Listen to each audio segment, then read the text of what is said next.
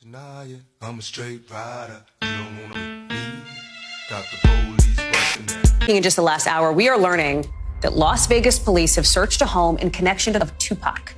Gone unsolved for nearly 30 years. He died at the age of 25 after being drive-by in Vegas. You're looking at some of that old footage here. Source tells 13 Action News they believe an arrest is finally imminent.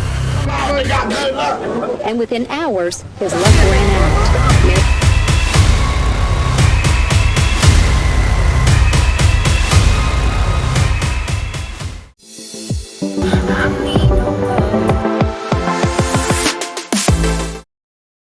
Hey you guys, welcome back to my channel, Vibing After Dark _with Mo. And if you're new to my channel, how about hit that subscribe button? And if you're a returning subscriber, how about send it to a family or a friend so they can vibe out with us?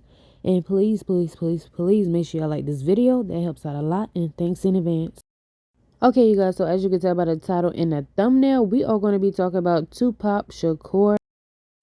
And about almost 27 years after his life was taken from him, I think they finally got a lead to solving this case.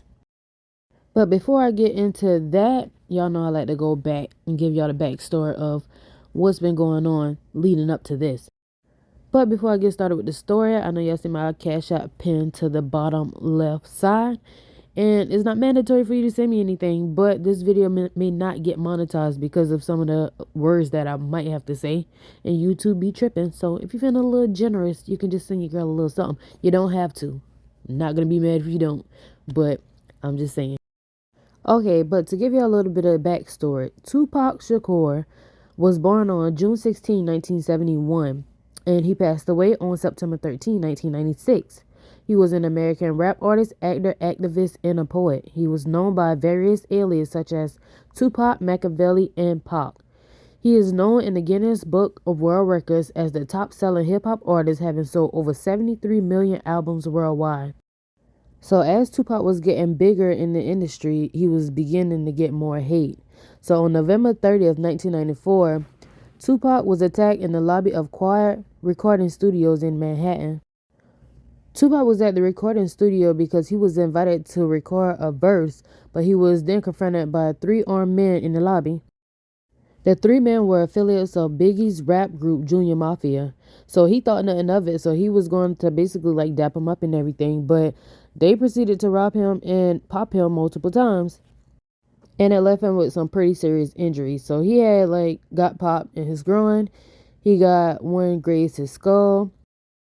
So after the doctors worked on him and got him all straightened out, he checked himself out the next day. But after that shooting, that's what started the whole beef between him and Biggie. So fast forward to when he had his shooting that led to his demise, that's why everybody had these conspiracy theories that Biggie had something to do with his demise, or Puff Daddy. But in my opinion, I think not, and I'm going to tell you why later on in the video. But let's get to the night of September 7th. So on the night of September 7th, 1996, Tupac was hit in a drive-by shooting. He sat in the car at the intersection near the Las Vegas Strip between Koval and Flamingo. But earlier that night, Tupac had gone to watch a Mike Tyson boxing match at the MGM Grand Hotel and Casino on the Strip with Suge Knight, the boss of his record label Death Row Records. In the lobby of the hotel, Tupac attacked gangland rival Orlando Anderson in a beating that was captured on the hotel lobby cameras. And the reason Tupac went to go, fight him is because he heard that he was the one who snatched Trayvon's chain. Trayvon is one of the dudes that was on the Death Row Records label with them. So they used to run together. So Tupac felt like, you ain't about to mess with my people. So it was said that Orlando Anderson got beat up really bad to the point where he felt like, he wanted to retaliate. So for all these years, a lot of people was saying and thinking that Orlando Anderson is the one that actually unalived Tupac. He was the one that was in the white Cadillac that pulled up beside them and started shooting. So 6 days later, after the incident, Tupac ended up losing his life due to internal bleeding. He got pierced in the lung, which they did a surgery to remove a piece of his lung, but they cannot stop the bleeding. And that's how he passed away. So a while after that, Orlando Anderson, he never got charged, but everybody always speculate that it was him who did the shooting or whatever. So he was being brought on interviews, and I'm gonna show y'all that right quick. When one was a white Cadillac. No. In any way in the death of Tupac Shakur? No, I was not involved. I mean, I'm like a victim. You know what I'm saying? I feel, you know what I'm saying, sorry for him. And, you know, like I said, I was a fan of him. Were you? Let me just ask you point blank, did you kill Tupac Shakur? I didn't kill Tupac.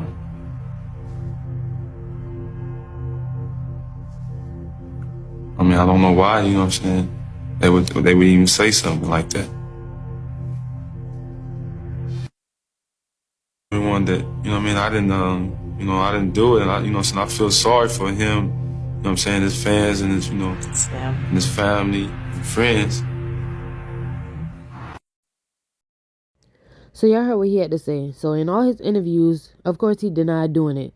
But 2 years later, he was actually unalive because he confronted a man for owing him money, and they was in basically like a shootout, and he lost his life at the age of 23. So he never got arrested for, you know, Tupac demise, because like they just let it go. Well, really not let it go. It still was like an open case. Well, it still is an open case, of course, but they never locked him up because they didn't have no evidence on him to lock him up, because Tupac actually said was his last words to the cops, F you. So nobody was talking that street code. So nobody told anything.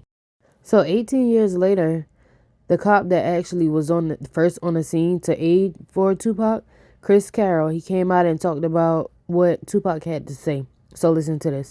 Once again, I said, what happened? Who did this? Who shot you? And now he's looking at me, so we're looking at each other in the eyes. And this is kind of the first time he's even acknowledging my presence. And he looked at me, and I could tell he was, you know, he was getting the breath together to tell me. And he looked me right in the eyes, and we looked at each other, and he said, fuck you. And he said it just like that, with the emphasis on that F to, you know, to really let me know. That's how we felt. So y'all, they even had a conspiracy theory out that Suge Knight actually set this man up. And I kind of don't believe that either, because Suge Knight was actually in the car too. Like, he could have got hit too. He actually did get grazed, but it wasn't enough to talk about. But I don't believe that. But they were saying that because Tupac, at some point in his life, he was ready to leave the record label. And that's why they was feeling like, you know, Suge Knight set him up. Okay, so let's fast forward to 2018. Keith D, which is Orlando Anderson's uncle, he started doing interviews. He done did interviews with Vlad. He done did interviews with other podcast people. He done did a lot of interviews. He done wrote books and everything. And he's admitted to being in the front seat of the Cadillac and implicated his nephew, Mr. Anderson, in the shooting, saying he was one of the two people in the back of the car. Mr. Davis said the shots were fired from the back of the vehicle, but stopped short of naming which of the two pulled the trigger. He added that he had an abide by the code of the streets. Okay, y'all, so fast forward to the good part. As of 2 weeks ago, Tupac Shakur Las Vegas police removed computers and hard drives from the home raided in connection to the 1996 murder. Keith D, a former Southside Compton Crip gang member, has previously claimed to have been present at Tupac's murder and known who's pulled the trigger. Mr. Davis, who was a member of Southside Compton Crip gang, is known by the nickname Keith D.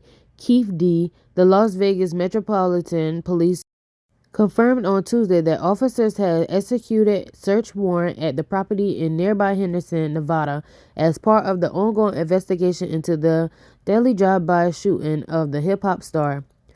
Las Vegas Metro Police Department can confirm a search warrant was served in Henderson, Nevada on July 17, 2023, as a part of the ongoing Tupac Shakur homicide investigation, the department said. We will have a further comment at this time. Footage of the raid shows multiple police vehicles on the scene of the quiet residential street in the dark on Monday night as investigators carried out the search.